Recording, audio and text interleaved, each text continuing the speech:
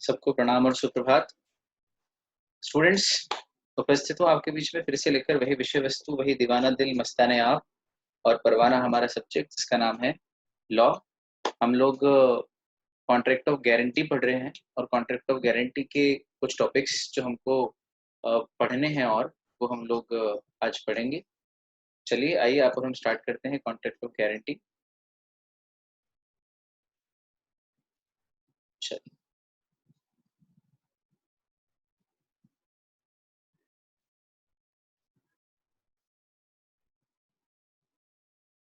चलो बच्चों, हम लोगों को पढ़ना है नेचर ऑफ श्योरिटीज लाइबिलिटी से। चलो स्टार्ट करते हैं। Nature of sureties liability section 128। यहाँ पर श्योरिटी की लाइबिलिटी को लेके पहले ये दो पॉइंट याद रखो। श्योरिटी की लाइबिलिटी सेकेंडरी होती है, चलो ये तो मैं बता चुका हूँ। दूसरा, श्योरिटी की लाइबिलिटी कंटिंजेंट होती है। ये श्योर नहीं है कि श्योरिटी चुकाएगा, चुका भी सकता है और नहीं भी चुका सकता है। वो डिपेंड करता है कि प्रिंसिपल डेटर चुकाएगा कि नहीं चुकाएगा, उसकी लाइबिलिटी कंटिंजेंट है। और तीसरी जो सबसे इंपॉर्टेंट लाइन है श्योरिटी की लाइबिलिटी के बारे में, जो तीसरी सबसे इंपॉर्टेंट लाइन है वो ये है, याद रखना आप लोग, liability of surety is coextensive with that of principal debtor।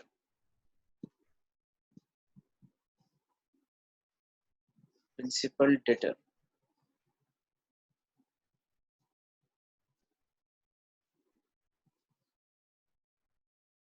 Principal में ये वाला प्रिंसिपल आएगा डेटर।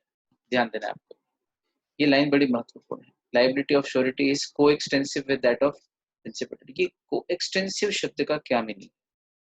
इसमें दो वर्ड्स हैं, को प्लस एक्सटेंसिव।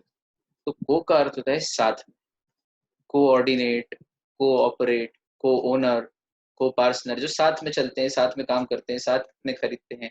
को यानी साथ, एक्सटेंसिव यानी कि विस्तार, यानी कि लेवल कहाँ तक जाएगी, किस लेवल तक जाएगी, किस एक्सटेंट तक जाएगी। तो जितनी जितनी प्रिंसिपल डेटर की लायबिलिटी बढ़ती जाती है उतनी उतनी श्योरिटी की लायबिलिटी बढ़ती जाती है। ये प्रिंसिपल डेटर की ये श्योरिटी, तो श्योरिटी की लायबिलिटी प्रिंसिपल डेटर के साथ कोएक्सटेंसिव है। और अगर प्रिंसिपल डेटर की लायबिलिटी घटती जाएगी तो श्योरिटी की लायबिलिटी घटती जाएगी। जैसे प्रिंसिपल डेटर ने 1000 रुपये उधार ली, तो श्योरिटी को कितना चुकाना पड़ेगा अगर प्रिंसिपल डेटर ना चुकाए? तो 1000। तो बताओ, जितने प्रिंसिपल डेटर की लायबिलिटी उतनी श्योरिटी की। प्रिंसिपल डेटर के ऊपर मान लो ब्याज लग गया, 1000 रुपये उसने उधार लिए थे, ब्याज लग के 100 रुपये, अब 1100 हो गया। तो बताओ, अब अगर प्रिंसिपल डेटर ना चुकाए तो श्योरिटी कितने चुकाएगा? 1100 चुकाएगा। लायबिलिटी दोनों की साथ साथ चल रही है। ठीक, तो प्रिंसिपल डेटर की लायबिलिटी के साथ साथ श्योरिटी की लायबिलिटी चलती है। श्योरिटी की लायबिलिटी इज कोएक्सटेंसिव। उसी तरह से प्रिंसिपल डेटर ने 1000 लिए थे, 100 रुपये ब्याज हुआ, 1100 रुपये लायबिलिटी हो गई, उसमें से उसने 700 चुका दिए। तो प्रिंसिपल डेटर की लायबिलिटी कितनी बची? 400। और ये 400 रुपये वो ना चुकाए तो श्योरिटी की लायबिलिटी भी कितनी बची? 1100 थोड़ी बचेगी, उसकी भी 400 बची। तो प्रिंसिपल डेटर की 1100 से 400 हो गई, तो श्योरिटी की भी 1100 से 400 हो गई। तो जितनी जितनी लायबिलिटी प्रिंसिपल डेटर की घटती या बढ़ती है, श्योरिटी की उसके साथ साथ घटती या बढ़ती है। ठीक है। और एक बहुत मजेदार बात यहाँ पे जो देखने की वो ये है, देखो कि प्रिंसिपल डेटर लायबल हो सकता है तब भी जब श्योरिटी पूरी तरह से डिस्चार्ज हो जाए। पूछो कैसे? श्योरिटी क्रेडिटर का बचपन का बिछड़ा हुआ भाई निकला, कुंभ के मेले का, हाथ में टैटू देख लिया कभी उसने और कहा तू तो मेरा भाई है। डीएनए की जांच कराई तो पता चला कि दोनों सगे भाई हैं। तो फिर क्रेडिटर ने श्योरिटी से कहा कि तू कुछ मत चुकाना, तू तो मेरा सगा भाई निकला, तो मैंने राम को पैसे दिए थे, अब राम तो नहीं चुकाएगा, और राम नहीं चुकाएगा तो तू चुकाएगा, लेकिन अब तू मत चुकाना। क्यों? क्योंकि तू तो मेरा सगा भाई है, अब अपन राम से ही मांगेंगे। तो बताइए, अब इस ट्रांजेक्शन में श्योरिटी की लायबिलिटी कितनी हो गई? 0। फिर भी प्रिंसिपल डेटर की लायबिलिटी उतनी ही है क्योंकि वो तो मेन डेटर है। इसलिए ये नहीं कहा जा सकता, लॉजिक पकड़ना, ये नहीं कहा जा सकता कि प्रिंसिपल डेटर की लायबिलिटी श्योरिटी के साथ साथ चलती है। जहां जहां श्योरिटी की लायबिलिटी, वहां वहां प्रिंसिपल डेटर की लायबिलिटी नहीं, हो सकता है कि श्योरिटी की लायबिलिटी 0 हो जाए तब भी प्रिंसिपल डेटर की उतनी रहे, जैसा कि मैंने इस एग्जांपल में बताया। लेकिन प्रिंसिपल डेटर की लायबिलिटी के साथ श्योरिटी की लायबिलिटी कोएक्सटेंसिव है, श्योरिटी की पीछे पीछे चलती है, साथ साथ या पीछे पीछे। ठीक, साथ साथ के मायने ये है कि जहां जहां उसकी जाएगी लायबिलिटी वहां वहां श्योरिटी की लायबिलिटी जाएगी। तो अपन इसको अपनी भाषा में पीछे पीछे बना रहे, साथ साथ ही चल रही है।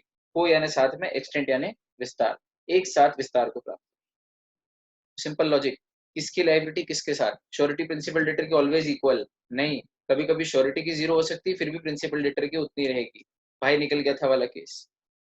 तो फिर श्योरिटी की लायबिलिटी पे प्रिंसिपल डेटर की डिपेंड करती नहीं, सवाल नहीं हो सका उठता, श्योरिटी ने कुछ लिया ही नहीं ओरिजिनली। तो फिर मेन लायबिलिटी किसकी है? प्रिंसिपल डेटर की। तो सेंटेंस क्या बनेगा? लायबिलिटी ऑफ श्योरिटी, श्योरिटी की लायबिलिटी प्रिंसिपल डेटर की लायबिलिटी के साथ साथ या उसके पीछे पीछे चलती है। Liability of surety is coextensive with that of principal debtor. ठीक, और मजेदार बात, लायबल कौन कौन है? लायबल प्रिंसिपल डेटर है, वो हो चुका है तो श्योरिटी लायबल है। लेकिन ऐसा हो सकता है कि कोई एक लायबल हो और दूसरा लायबल ना हो। हाँ, पूछो कैसे? वो ऐसे कि मान लो बाद में पता चला कि श्योरिटी तो माइनर है, तो श्योरिटी तो लायबल नहीं है, क्योंकि माइनर को लायबल नहीं बना सकते, फिर भी प्रिंसिपल डेटर लायबल रहेगा। और इसका वाइस वर्सा, बाद में पता चला कि प्रिंसिपल डेटर माइनर निकला, तो वो तो लायबिलिटी से डिस्चार्ज हो जाएगा, वॉइड एब इनिशियो उसके साथ अग्रीमेंट। लेकिन there are 3 separate agreements in a contract of guarantee. तो क्रेडिटर का प्रिंसिपल डेटर से वॉइड हो गया क्योंकि वो माइनर निकला, बाद में पता चला। पर श्योरिटी के साथ तो वैलिड अग्रीमेंट है ना, वैलिड कॉन्ट्रैक्ट है। तो there can be situation where where a surety is not discharged even if principal debtor is discharged. ये बड़ी लॉजिक की नई बात है। और एक मजेदार बात और है, देखना,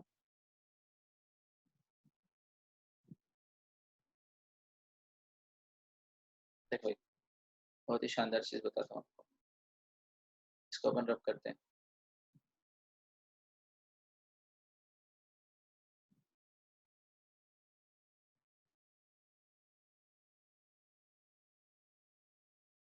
मजेदार बात यह है कि अगर क्रेडिटर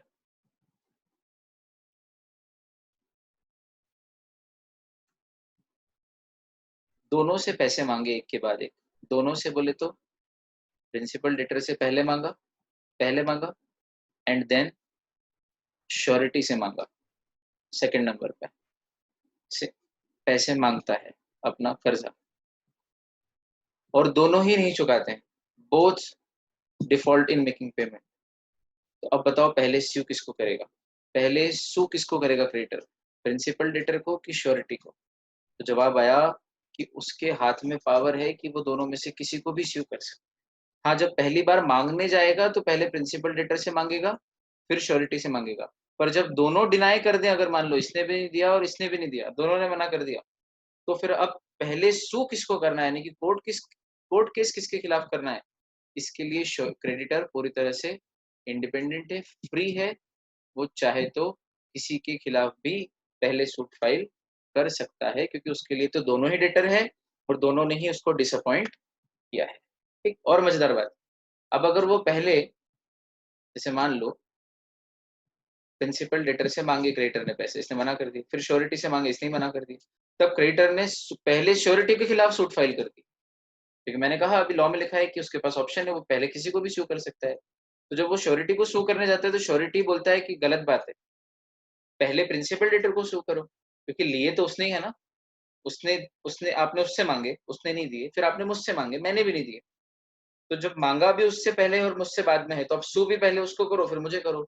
लॉ बोलता है नहीं, अगर क्रेडिटर प्रिंसिपल डेटर को स्यू करना ओमिट कर दे, ओमिट मतलब स्किप, है ना, ओमिट करा देते थे ना चैप्टर स्कूल में, कभी कभी ये चैप्टर ओमिट हो गया, खत्म हो गया, ओमिट, यहाँ पर उसका अर्थ है स्किप। तो अगर प्रिंसिपल डेटर जिसको पावर है कि दोनों में से किसी को भी पहले स्यू कर सकता है, तो उसने पहले प्रिंसिपल डेटर को स्यू करना स्किप कर दिया और सीधे श्योरिटी के खिलाफ केस कर दिया, तो भी श्योरिटी कुछ नहीं कह सकता, श्योरिटी को फिर कोर्ट केस लड़ना पड़ेगा, हारेगा तो पैसा चुकाना पड़ेगा, बाद में श्योरिटी प्रिंसिपल डेटर से रिकवर कर सकता है, वो तो आपको पता है। ठीक, ओके, दिस मच लॉजिक। चलो ये देखो आप, surety's liability to pay the debt is not discharge even if the creditor omits to sue the principal debtor, है ना। अगर क्रेडिटर प्रिंसिपल डेटर को सू करना ओमिट भी कर जाए, क्रेडिटर प्रिंसिपल डेटर को सू करना ओमिट भी कर जाए, तो भी surety's liability to pay the debt is not discharge, उसकी लाइबिलिटी डिस्चार्ज नहीं हो रही, मतलब अभी लाइबल है। क्यों? क्योंकि उसको फर्क ही नहीं पड़ रहा है उसकी लाइबिलिटी को, उसने तो अलग से अपनी गारंटी दी और फिर क्रेडिटर के पास ऑप्शन नहीं कि वो किसी को भी सू करे, इसलिए श्योरिटी अपने आप को डिस्चार्ज नहीं मान सकता। ही इज नॉट डिस्चार्ज यानी कि स्टिल लाइबल। ठीक है बच्चों, चलो अब एक कंसेप्ट अपन पढ़ते हैं। दो प्रकार की गारंटी होती है, एक स्पेसिफिक गारंटी और एक कंटिन्यूइंग गारंटी। इसको रख देते हैं।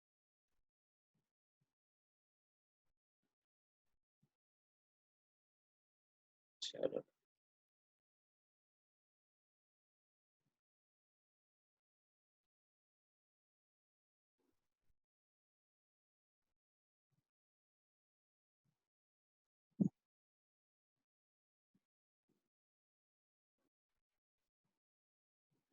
स्पेसिफिक और कंटिन्यूइंग लिख लो आप, कॉपी लेके बैठो बच्चे लोग लॉ पढ़ने।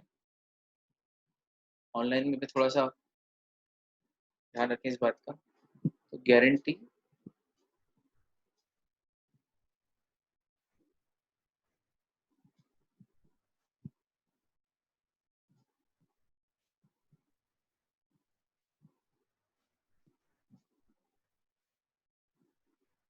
रुको, ये पेन ठीक से चल जाए बस।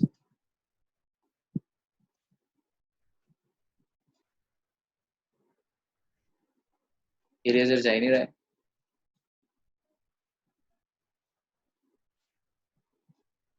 गारंटी दो प्रकार की होती है, आप तो लिखते जाओ यार, ये technology is always a glitch मेरे साथ तो।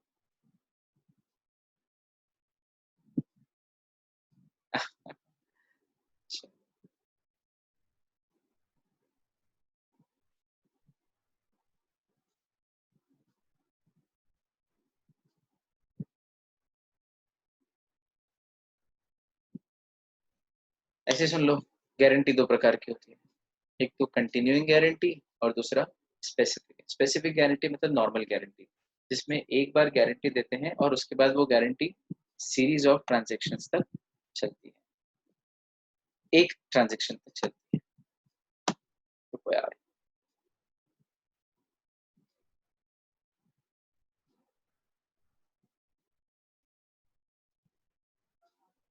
चलो बच्चों, तो यहाँ हम हैं, ये हमने अब लिख लिया, चलने लगा। स्पेसिफिक गारंटी, गारंटी के दो प्रकार हैं, और दूसरा कंटिन्यूइंग गारंटी। स्पेसिफिक गारंटी के बारे में आप लिखो, one transaction on one guarantee, इसमें एक गारंटी पे एक ट्रांजेक्शन होता है, जबकि कंटिन्यूइंग गारंटी में series of transaction on one guarantee, series of transaction on one guarantee. बहुत अच्छा इजी तरीका है समझने का। रामलाल ने श्यामलाल रामलाल ने श्यामलाल को गारंटी दी किसी कृष्णा की, राम ने श्याम को गारंटी दी कृष्णा की। ठीक, देखना, राम ने श्याम को गारंटी दी किसकी? कृष्णा की। तो कृष्णा की guarantee, Krishna principal debtor, Ram ने गारंटी दी, राम श्योरिटी, और श्याम क्या हो गया? क्रेडिटर। ठीक, और क्या कहा कि कृष्णा तुझसे जो 10,000 रुपये मांग रहा है उसकी गारंटी देता हूँ, वो चुका देगा, और वो नहीं चुकाएगा तो मैं चुका दूंगा। तो ये कौन सी गारंटी है? गारंटी एक बार दी है, और इसमें ट्रांजेक्शन कितने हो रहे हैं? एक, कितने रुपए का? 10,000 रुपए का सिंगल ट्रांजेक्शन। तो ये कौन सी गारंटी होगी? स्पेसिफिक गारंटी का एग्जाम्पल। ठीक, लेकिन अगर इसी गारंटी में राम ने ऐसा कहा होता श्याम से कि मैं राम श्याम को गारंटी दे रहा हूं कृष्णा की, क्या? कि अगले 6 महीनों तक कृष्णा जो भी पैसा उधार लेगा उसमें जितने भी ट्रांजेक्शन होंगे उन सब के लिए मेरी गारंटी। 6 महीने में पहले महीने जो 20,000 रुपए लिए कृष्णा ने श्याम से अगले 6 महीनों में, जनवरी फरवरी मार्च अप्रैल मई जून, हर महीने में कोई ना कोई ट्रांजेक्शन करा। जनवरी में 20,000, फरवरी में 10,000, मार्च में 10,000, अप्रैल में 15,000, मई में 15,000, जून में 20,000, कितने हो गए? 20 और 10 30, 40, 40 और 30 70 और 20 90, कुल 6 महीनों में 6 मंथ्स में 90,000 के ट्रांजेक्शन हुए। तो क्या ये 90,000 कृष्णा ने लिए हैं? हाँ, किससे? श्याम से। तो लायबल कौन है? कृष्णा। और कृष्णा ना चुकाए तो राम। राम ने गारंटी कितनी बार दी थी? एक बार। और उसमें ट्रांजेक्शन कितने हुए? 6। 6 सिंगल होता है या 6 सीरीज होती है? 6 सीरीज होती है। इंडिया और पाकिस्तान के बीच में एक मैच हो तो उसको बोलते हैं one of T20 between India and Pakistan. और तीन एक से ज्यादा मैच की सीरीज हो तो 2 मैच, 3 मैच, 5 मैच सीरीज। आया समझ में? तो इसका मतलब मल्टीपल ट्रांजेक्शन जहां होते हो, गारंटी एक बार देना पड़े और ट्रांजेक्शन हो जाए मल्टीपल, मोर देन वन, उस एक गारंटी के बेसिस पे, और हर ट्रांजेक्शन के अमाउंट के लिए श्योरिटी भी लायबल होता जाए अपने आप, उसे कहते हैं कंटिन्यूइंग गारंटी। अब ये कितने तरीके से कंटिन्यूइंग हो सकती है? ये देखो आप, ये कंटिन्यूइंग हो सकती है 3 तरीके से। एक तो continuing guarantee by time period, continuing guarantee bye amount, और तीसरा by time and amount whichever lapses earlier। 3 तरह से कंटिन्यूइंग गारंटी होती है।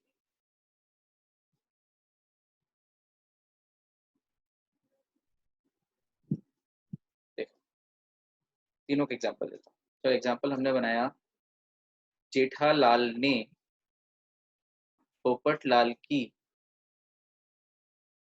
अब्दुल को गारंटी दी। ठीक। हुआ ये था कि पोपटलाल अब्दुल की दुकान पे उधार मांगने गया तो अब्दुल ने मना कर दिया।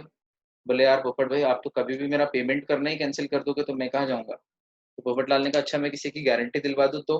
बोले हाँ तो दे दूंगा। तो उसने कहा ठीक है मैं जेठालाल की गारंटी दिलवा देता हूँ। तो पोपटलाल ने जेठालाल की गारंटी दिलवा दी। ठीक। तो अब गारंटी दिलवा दी तो जेठालाल ने कहा कि अगले 6 महीने तक पोपटलाल जो भी माल लेगा उसकी मेरी गारंटी। इसका मतलब जेठालाल ने कंटिन्यूइंग गारंटी दी, वो भी कब तक? टाइम पीरियड वाली, 6 महीने में।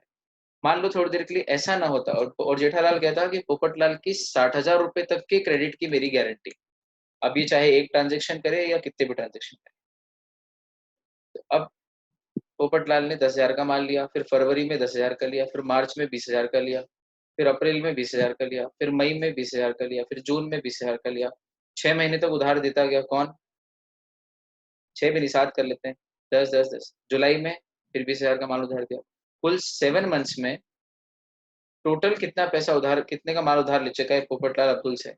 10 10 20, 20 5 बार 20, 1 लाख, और 20, 1,20,000। 1,20,000 रुपए का माल उधार ले चुका है पोपटलाल अब्दुल की दुकान से। अब अगर पोपटलाल कैंसिल कर देता है पेमेंट चुकाना तो अब्दुल किसके पास जाएगा? अब्दुल जेठालाल के पास जाएगा जिसने गारंटी दी थी, जेठालाल श्योरिटी। तो बताओ जेठालाल कितना चुकाएगा? क्या जेठालाल सिर्फ एक ट्रांजेक्शन का चुकाएगा? नहीं, सीरीज ऑफ ट्रांजेक्शन का चुकाएगा। लेकिन वो सीरीज कहाँ जाके एंड हो रही है? Bye amount. तो अमाउंट कहाँ जाके खत्म हो रहा है उसका? 10 और 10 20, और 10 30, ये 10, ये 10, ये 20, ये 20, यहाँ जाके खत्म हो रहा है उसका अमाउंट। तो जेठालाल सिर्फ 60,000 चुकाएगा।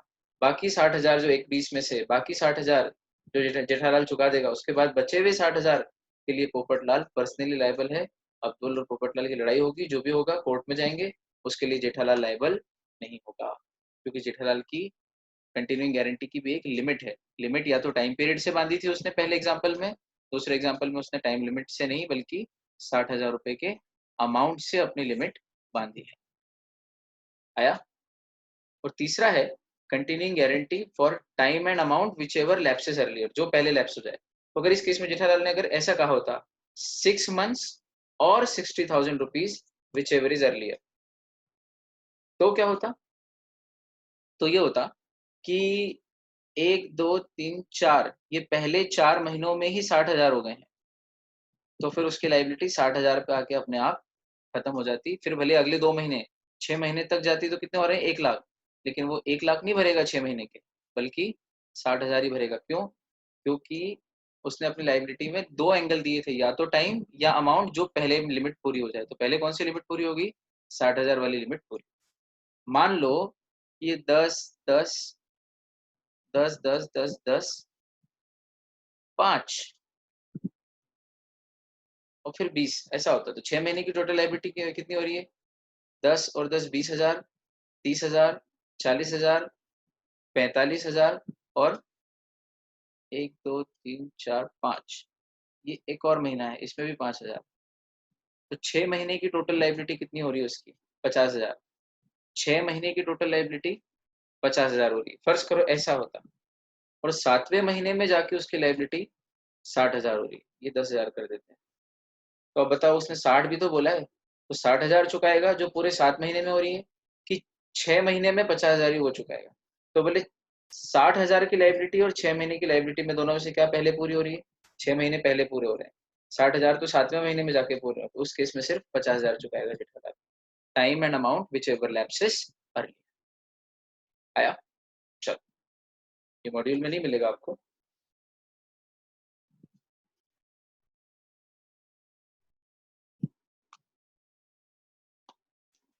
ये हुआ हमारा टॉपिक कंटिन्यूइंग गारंटी। बच्चे लोग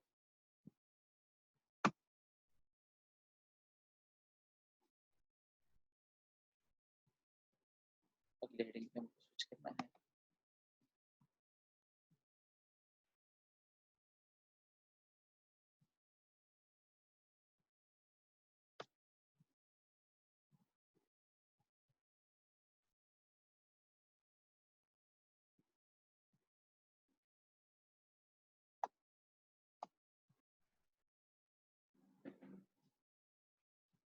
अब प्रश्न ये है कि क्या कंटिन्यूइंग गारंटी को रिवोक किया जा सकता है? रिवोक यानी कैंसिल। तो देखो, continuing guarantee is just like a standing offer.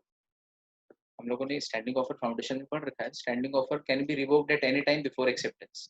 उसी तरह से, जैसे उदाहरण के तौर पे जेठालाल ने कहा कि अगले 6 महीने की मेरी गारंटी, और 2 महीने बाद जेठालाल और पोपटलाल का झगड़ा हो जाता है किसी बात पे, और जेठालाल जेठालाल अब्दुल से जाके बोलता है कि मेरी गारंटी खत्म, यानी रिवोक। तो कर सकता है? बोले हाँ। पर ये जिस दिन गारंटी दी थी तब से 2 महीने तो हो गए हैं, और इन 2 महीनों में पोपटलाल 20,000 का माल उधार ले चुका है। जेठालाल की गारंटी थी, बेचारे अब्दुल की कोई गलती नहीं है इसमें। तो अब जेठालाल रिवोक कर चुका है बीच में, तो अब आगे के जो 4 महीने बचे हैं और उसके आगे का जो जीवन है, उसमें पोपटलाल अब्दुल से कुछ भी उधार लेता है तो जेठालाल की गारंटी नहीं है, नॉट लायबल। लेकिन इन 2 महीने के लिए तो वो लायबल रहेगा जेठालाल एज ए श्योरिटी, अगर पोपटलाल नहीं चुकाता है तो। लाइन क्या बनेगी इंग्लिश में बोलने की? A continuing guarantee can be revoked in between at any time by giving a notice to the creditor. However, all the transactions that have already taken place under that continuing guarantee shall hold the surety liable, and he will not be liable, या he will be discharged as to future transactions which have not taken place. ठीक? What is the rule regarding revocation of continuing guarantee? By the time the guarantee is revoked, तब तक जितने transaction हो गए हैं उसके लिए श्योरिटी लाइबल रहेगा, उसके आगे के ट्रांजेक्शन्स के लिए श्योरिटी लाइबल नहीं रहेगा। ठीक? क्या लाइन लिखी है? The continuing guarantee may at any time be revoked by the surety as to future transactions by notice to the creditor. अच्छा, अगर डेथ या इंसैनिटी हो जाती है, इंसेन यानी पागल हो गया या डेथ हो गई श्योरिटी की, तो क्या होगा? श्योरिटी की डेथ या इंसेन हो जाए तो क्या होगा? तो कंटिन्यूइंग गारंटी जिस दिन वो इंसेन या डेड हुआ है उस दिन ऑटोमेटिकली रिवोक मानी जाएगी, अनलेस अदरवाइज एग्री। क्या लिखा है? Absence of any contract to contrary. मतलब अगर वो ये कह जाए कि अगर इस कंटिन्यूइंग गारंटी के 6 महीने की पीरियड में मैं मर भी गया तो भी कोई फर्क नहीं पड़ना है, कंटिन्यूइंग गारंटी जारी रहेगी, पूरे 6 महीने तक ही चलेगी, और उसके बाद 6 महीने पूरे होने के बाद या तो प्रिंसिपल डेटर चुकाएगा, नहीं चुकाएगा तो मैं चुकाऊंगा, और अगर मैं बीच में मर गया तो भी गारंटी पूरे 6 महीने चलेगी, मेरा रिप्रेजेंटेटिव चुकाएगा। तो अगर एक्सप्रेसली ऐसा कॉन्ट्रैक्ट किया हो तो बात अलग है, लेकिन ऐसा कोई कॉन्ट्रैक्ट नहीं किया हो तो जिस दिन कंटिन्यूइंग गारंटी के बीच के पीरियड में अगर कभी श्योरिटी मर जाए तो उसी दिन उसकी कंटिन्यूइंग गारंटी का रिवोकेशन मान लिया जाता है ऑटोमेटिक। बिना किए वो रिवोकेशन हो जाएगा, या वो इंसेन हुआ तो बिना कहे रिवोकेशन हो जाएगा। और जिस दिन वो मरा है या इंसेन हुआ है उस डेट के पहले तक जितने ट्रांजेक्शन हुए हैं उसके लिए श्योरिटी का रिप्रेजेंटेटिव लायबल रहेगा एज ए श्योरिटी। लेकिन फ्यूचर ट्रांजेक्शन, उसकी डेथ के बाद के ट्रांजेक्शन के लिए, श्योरिटी के डेथ के बाद के ट्रांजेक्शन के लिए उसका रिप्रेजेंटेटिव और उसकी प्रॉपर्टी स्टेट्स लायबल नहीं रही। ठीक है, तो ये कंटिन्यूइंग गारंटी बहुत इंपॉर्टेंट है। Differentiate between continuing guarantee and ordinary guarantee आ सकता है।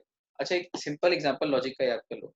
हम दिवाली पे वो सीरीज लगाते हैं घर के बाहर झालर, तो प्लग में सॉकेट में लगाते हैं और एक बटन दबाते हैं, एक बटन दबाते हैं, बहुत सारे ट्रांजेक्शन हो जाते हैं। ठीक, और कभी हम होल्डर में एक बल्ब लगाते हैं, सिंगल बल्ब, और बटन दबाते हैं, तो बटन दबाते हैं और एक बल्ब जलता है। तो एक बार गारंटी देने से एक ट्रांजेक्शन हो, स्पेसिफिक गारंटी, और एक बार गारंटी देने से बहुत सारे ट्रांजेक्शन हो, कंटिन्यूइंग गारंटी। और सीरीज होती है वो, इसलिए सीरीज ऑफ ट्रांजेक्शन। और मजेदार बात बोलूं, मैंने गारंटी दी, रामलाल की गारंटी 60,000 रुपये तक की। तो अब ये जो तक की मैंने बोला है ना, इससे क्लियर हो रहा है कि मेरा इंटेंशन कंटिन्यूइंग गारंटी का, कि अब 60,000 तक की गारंटी है, आप भले 5-5 हजार के 12 ट्रांजेक्शन करो, 10-10 हजार के 6 करो, जितने, जैसे 8,000, 3,000, 5,000 के, ऐसे बहुत सारे ट्रांजेक्शन करो, कितने भी ट्रांजेक्शन कर लो, 60,000 जब खत्म हो जाएंगे तब तक के ट्रांजेक्शन तक की मेरी गारंटी कहीं जाके एंड हो जाएगी, अमाउंट जब 60,000 का पूरा हो जाएगा। उसके बाद और भी ट्रांजेक्शन करोगे तो वो तुम पर्सनली जानना। ठीक, मेरी गारंटी देने का इंटेंशन क्या था, कि मैं रामलाल की 60,000 रुपये तक की गारंटी दे रहा हूँ। मजा ये है कि रामलाल ने पहला ही ट्रांजेक्शन 60,000 का कर लिया, सीधे 60,000 का। अब बताओ, ये जो हमारी गारंटी है कंटिन्यूइंग है स्पेसिफिक, एक बार मैंने गारंटी दी थी और इसमें एक ही ट्रांजेक्शन हुआ। One guarantee one transaction is equal to specific, one guarantee many transaction is equal to continuing, series of transaction continuing, ऐसा अपन ने याद किया। तो बताओ फिर इसमें क्या हुआ, मैंने रामलाल की गारंटी दी है 60,000 तक की, इसमें चाहे जितने ट्रांजेक्शन कर लेना, ऐसा भी कहा है मैंने, इंटेंशन कंटिन्यूइंग गारंटी बनाने का है, लेकिन उसने पहला ही ट्रांजेक्शन 60,000 का कर लिया। और इस कंटिन्यूइंग गारंटी में जबकि बहुत सारे ट्रांजेक्शन हो सकते थे, उसने सिंगल ट्रांजेक्शन करके इसको स्पेसिफिक बना दिया है। Is it so? तो जवाब आया नहीं, तब भी ये कंटिन्यूइंग गारंटी ही कहलाएगी, इसका नाम कंटिन्यूइंग ही रहेगा, भले इसमें कैरेक्टर स्पेसिफिक का आ गया हो कि एक ही ट्रांजेक्शन हुआ है गारंटी देने पे। क्यों? क्योंकि सीरीज लगाओ आप, लॉजिक अपना वही, सॉकेट में प्लग लगाओ, पिन लगाओ और बटन दबाओ, और वो सीरीज आपने लगा रखी थी और उसके सारे बल्ब फ्यूज हो गए और सिर्फ एक बल्ब चला कुछ, तो भी आप क्या कहोगे, क्या जल रही है, सीरीज जल रही है। क्या लगाई है हमने हमारे घर में दिवाली पे डेकोरेशन के लिए, सीरीज लगाई है, कहलाएगी तो तब भी सीरीज ही उसी तरह से, क्योंकि इंटेंशन सीरीज का है, भले ही बहुत सारे ट्रांजेक्शन नहीं हुए, एक ही बल्ब जला, उसी तरह से इंटेंशन के ऊपर जाना है। इंटेंशन क्या था गारंटी देने वाले का, इंटेंशन कंटिन्यूइंग गारंटी था, फिर ट्रांजेक्शन कितने भी हो कहलाएगी कंटिन्यूइंग गारंटी ही। ये हमने कंसेप्चुअली खोल दिया, पहला नेचर ऑफ श्योरिटीज लायबिलिटी, दूसरा कंटिन्यूइंग गारंटी। ठीक है बच्चों, चलो आगे बढ़ते हैं। अगली हेडिंग है discharge of surety. Discharge of surety किसे कहते हैं, हमसे क्लियर है डिस्चार्ज का क्या अर्थ होता है। चार्ज यानी ऑब्लिगेशन, लायबिलिटी, और लायबिलिटी से या ऑब्लिगेशन से बाहर हो जाना इज डिस्चार्ज। जब हॉस्पिटल में जाते हैं तो हम ऑब्लिगेशन में है कि डॉक्टर की माने, नर्स की माने, फिर जब हम ठीक हो जाते हैं तो हम क्या हो जाते हैं, डिस्चार्ज।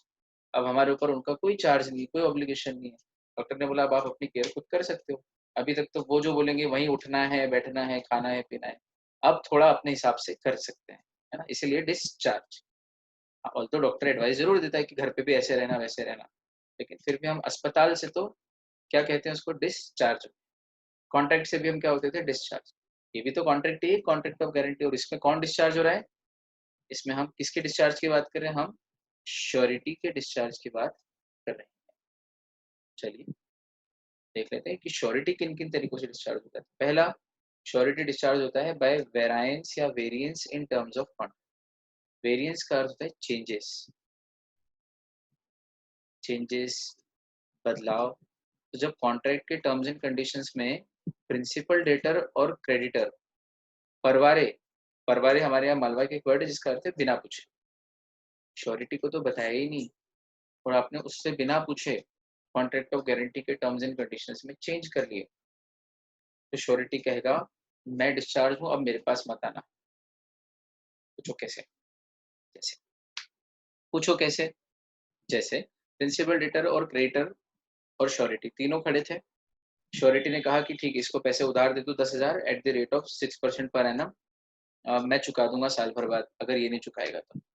तीनों रेडी हुए और ये ट्रांजेक्शन हो गया।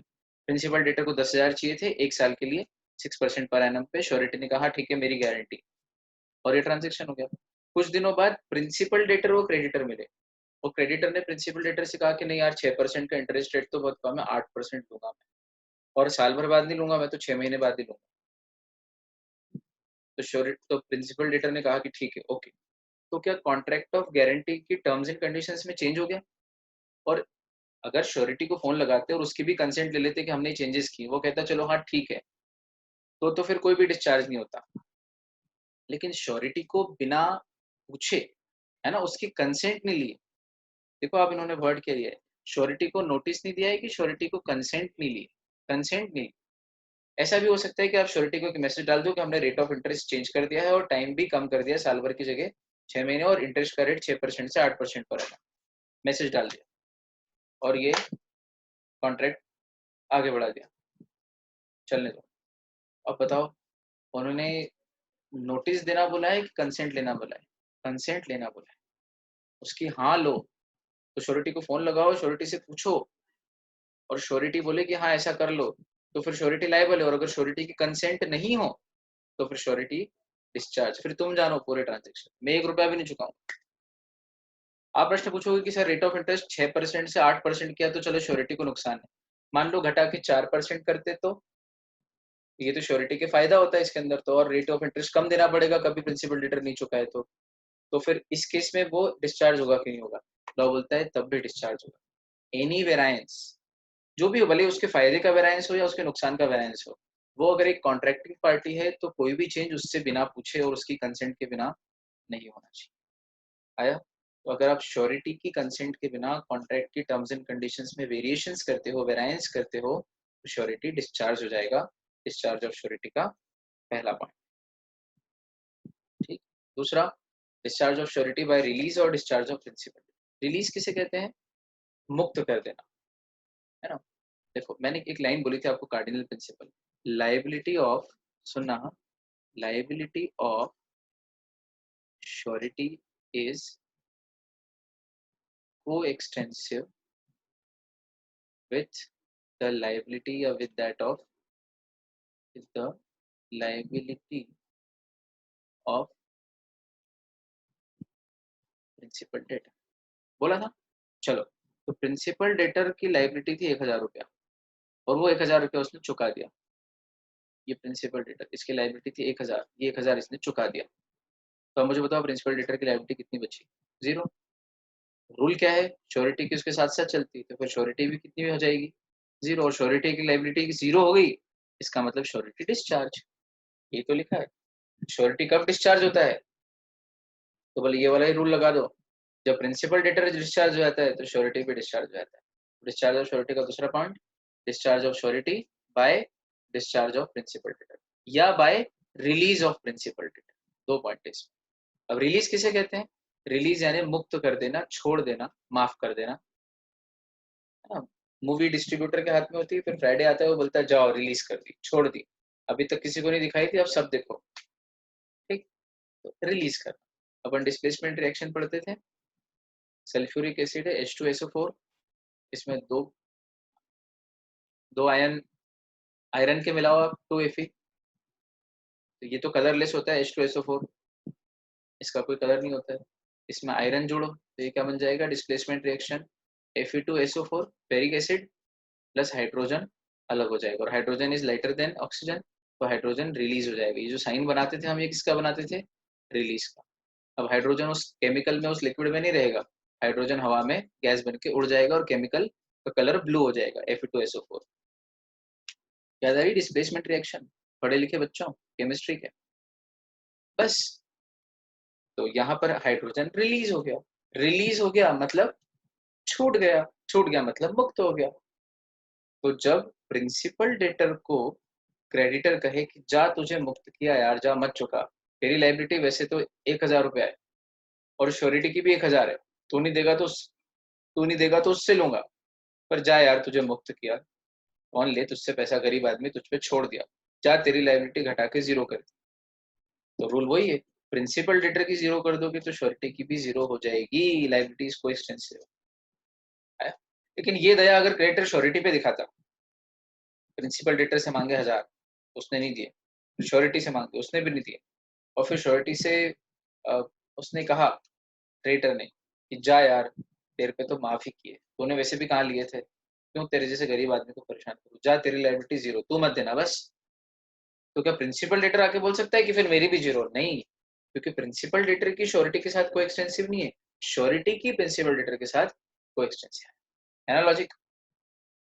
वो वाला जो कार्डिनल प्रिंसिपल है, उस प्रिंसिपल से सेकंड पॉइंट और बन रहा है, discharge of surety by release. Release का मतलब लाइबल है लेकिन फिर भी मुक्त कर दिया, और डिस्चार्ज ऑफ प्रिंसिपल डेटर, तो डिस्चार्ज मीन्स उसने विधिवत पैसा चुकाया है, चुका के वो खुद मुक्त हुआ है। रिलीज में उसको मुक्त किया है, डिस्चार्ज में वो पैसा चुका के खुद मुक्त हुआ है।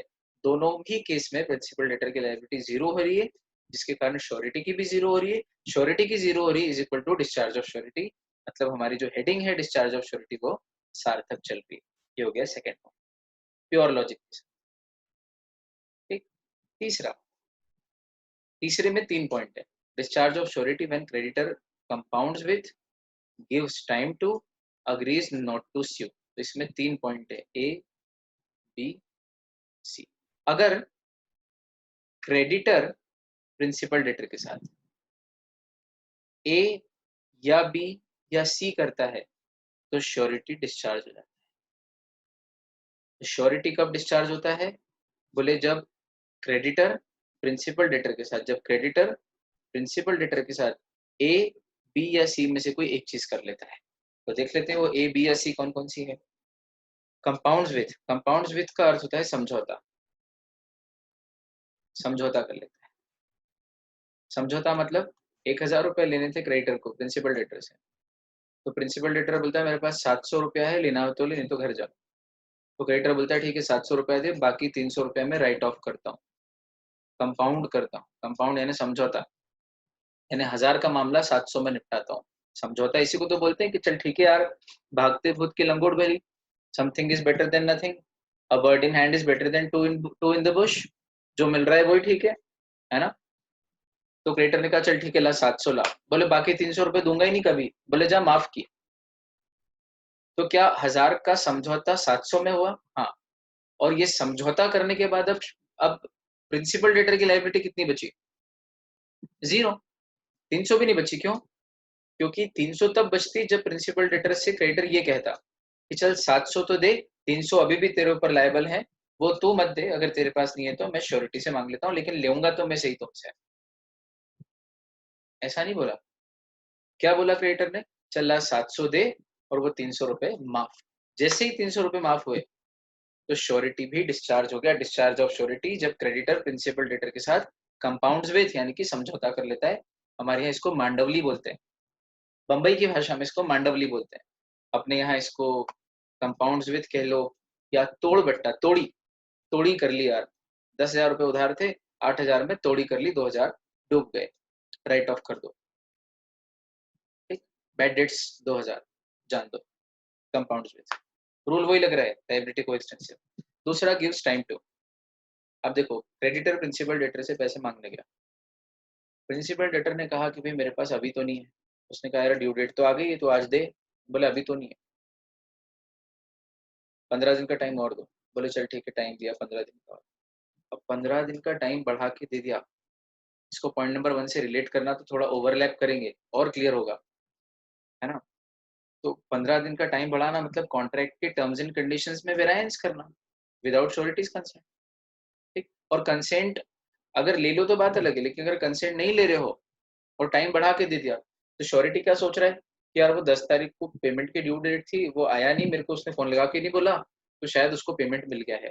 तो अपन ने जो पेमेंट संभाल के रखा था कि अगर प्रिंसिपल डेटर ने नहीं चुकाया तो अपने को चुकाना पड़ेगा। एक काम करो, 2-3 दिन हो गए अभी तक कोई फोन नहीं आया है, अपन तो जो अपने दूसरे काम है वो कर लेते हैं, एक कुछ सामान खरीदना है वो खरीद लो, अपन ये पैसा चोक करके थोड़ी रखेंगे यार। Nobody chokes money, chokes means store करके रखना, क्योंकि money has no store value, है ना। इन्फ्लेशनरी इकोनॉमी में परचेसिंग पावर ऑफ मनी कम होता है, पड़े रहने का तो मतलब नहीं, कहीं इन्वेस्ट करेगा, व्यापारी है भाई, लॉजिक है ये तो वो काय को रखेगा पैसा। और फिर 15 दिन का टाइम बढ़ा के दे दिया क्रेडिटर ने प्रिंसिपल डेटर को, 15 दिन बाद फिर गया और फिर उसके पास नहीं है, फिर श्योरिटी के पास आएगा कि ला दे वो पैसे। तो श्योरिटी बोलता है कि यार उस दिन तेरे को आना था, या उस दिन फोन लगा के बोल देता कि मैं कभी आऊंगा लेने, लेकिन तूने तो परवारे ही उसको टाइम बढ़ा के दे दिया, मेरे को बताया भी नहीं। मुझे लगा कि उसने पेमेंट चुका दिया होगा, तो मैंने वो पैसा खर्च कर दिया। मैं तो नहीं देता। और श्योरिटी सही है, श्योरिटी को नहीं देना पड़ेगा। क्यों? क्योंकि क्रेडिटर को टाइम बढ़ा के नहीं देना था। जैसे ही प्रिंसिपल डेटर ने मना किया, तुरंत श्योरिटी के पास जाना था कि भैया उसने तो मना कर दिया, मैं तो तेरे से मांग रहा हूँ, तू दे, फिर तू उससे निपटते रहना प्रिंसिपल डेटर। तो परवारे टाइम बढ़ा के दे दिया, गिव्स टाइम टू। किसने किसको टाइम बढ़ा के दिया? क्रेडिटर ने प्रिंसिपल डेटर को टाइम बढ़ा। ये देखना अब यहाँ रिलेशनशिप,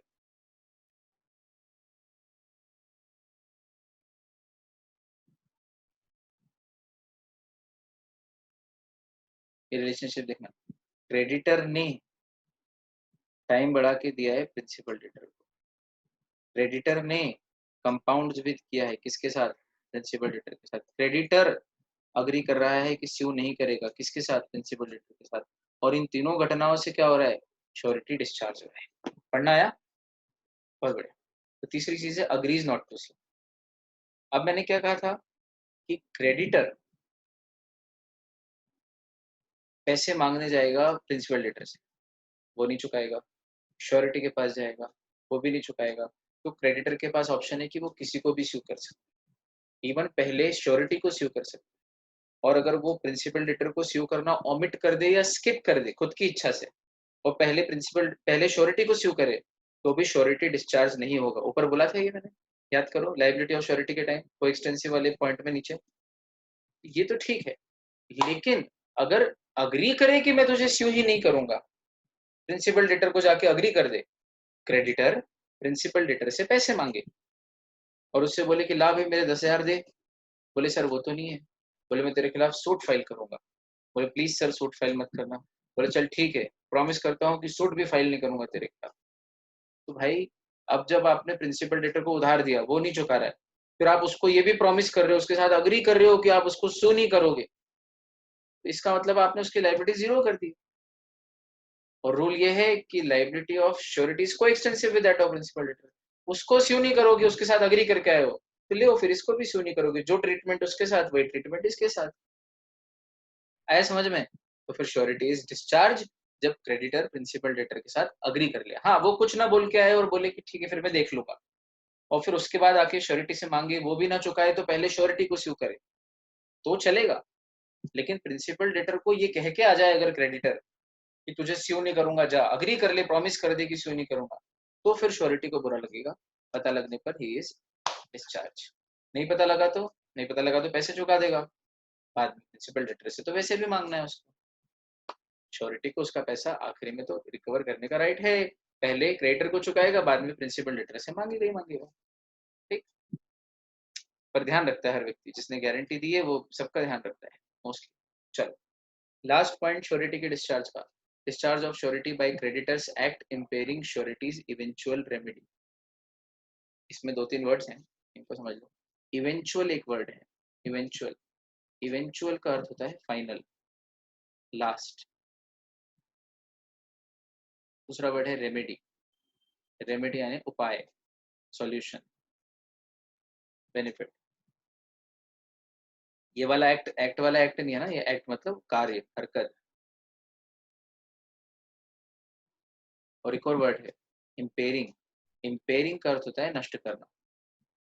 इम्पेयरिंग या इम्पेयर यानी नष्ट करना, खराब करना, नष्ट करना।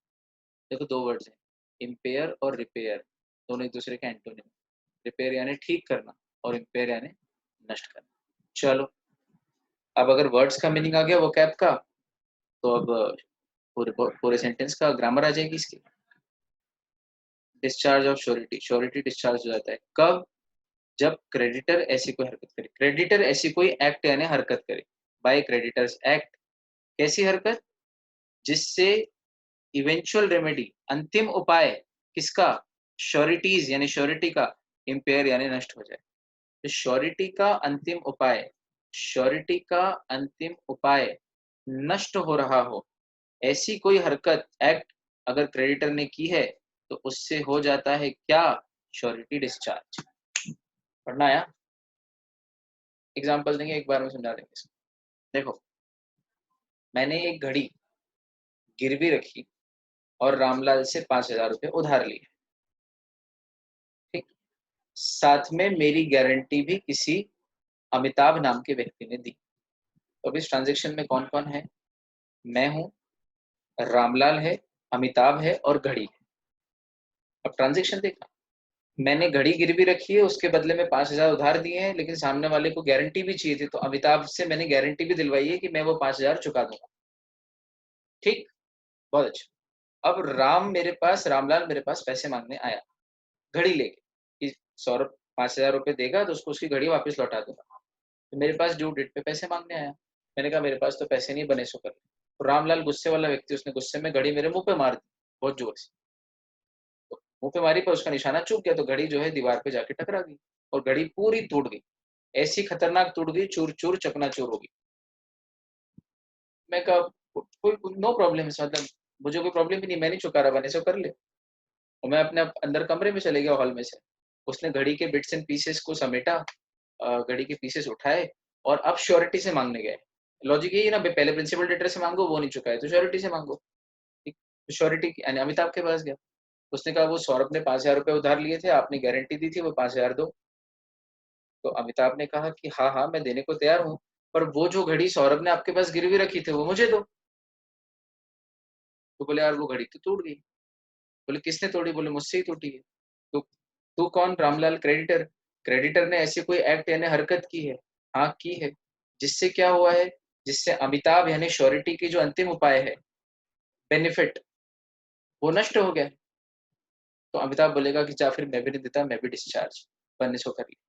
क्यों? क्योंकि जब अमिताभ उसको 5,000 देता तो अमिताभ घड़ी लेता, फिर अमिताभ मुझसे पैसे मांगता। अमिताभ की इवेंचुअल रेमेडी ये थी कि मुझसे पैसे मांगे घड़ी दिखा के, ताकि घड़ी अपने घर परिवार की एंसेस्ट्रल घड़ी है, तो मैं उसके बदले में 5,000 दे के कभी न कभी अपनी घड़ी छुड़ा लूंगा, और नहीं तो वो घड़ी बेच के अपने पैसे रिकवर कर लेगा।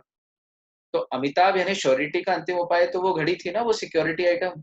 और वो घड़ी किसने इम्पेयर कर दी? क्रेडिटर ने। तो क्रेडिटर की हरकत ने, क्रेडिटर की एक्ट ने इम्पेयर कर दी क्या? श्योरिटी की इवेंचुअल रेमेडी। तो श्योरिटी क्या हो जाएगा? Amitabh discharge, full and final, खत्म। आया समझ? परफेक्ट। चलो, इस तरह से हमने आज 3 टॉपिक पढ़े। पहला, श्योरिटी की लायबिलिटी का नेचर, जिसमें जिसमें हमने देखा कि liability of surety is coextensive with that of principal debtor. इसके अलावा उसकी गारंटी सेकेंडरी है और कंटिंजेंट है, तो हम जानते ही हैं।